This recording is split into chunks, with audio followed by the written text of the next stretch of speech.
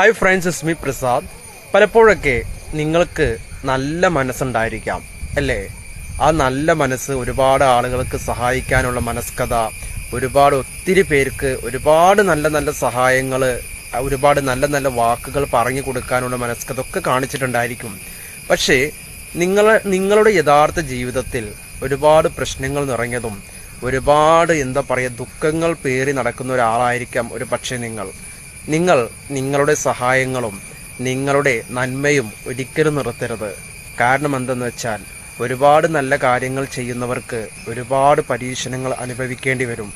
കാരണം എന്താണെന്നറിയോ?